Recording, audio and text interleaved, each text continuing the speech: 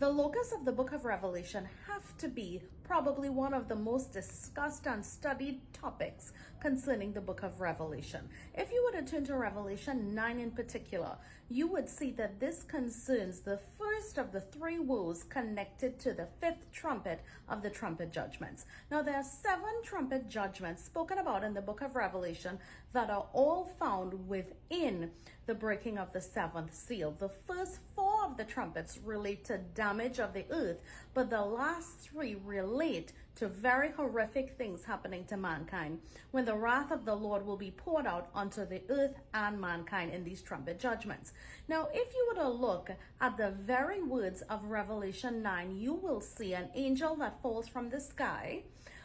Some believe this to be Lucifer. Some believe that this could be another type of angel who is given permission, the key to the shaft of the abyss. Now, we know right now that the Lord Jesus himself, he holds the key to hell because he got it during the time when he was crucified and he was resurrected. During that time, yes, Jesus went to hell and he took the keys of hell with him and he owns them.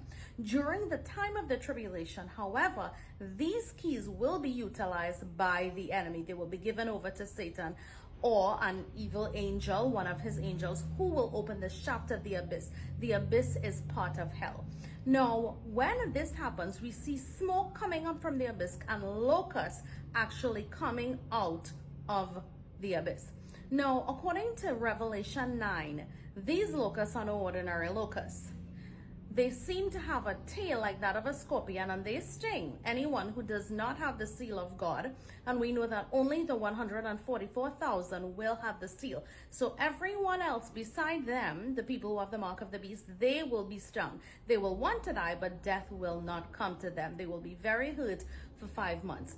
These locusts will have the face of a man. Their teeth will look like lions, and their hair will look like that of a woman, and they will have a breastplate. And their very wings sound like horses rushing into battle. So what could this be? There are 3 explanations, 3 plausible schools of thought. 1, they will actually be locusts from hell. And we know that they have a leader according to Revelation 9. And his name is the Destroyer. He's the angel of the abyss.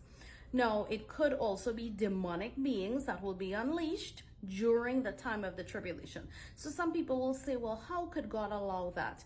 Well, it is because this time is designated, the tribulation time, as the time when his wrath will be poured out onto the earth and the inhabitants thereof for the rejection of his son. And that is how come it happens. Or the third explanation, get this, and I really do believe that there's a big chance that this could be the most plausible explanation. Think of it, John himself, sitting on the Isle of Patmos at that particular point in time. John would have never seen a helicopter.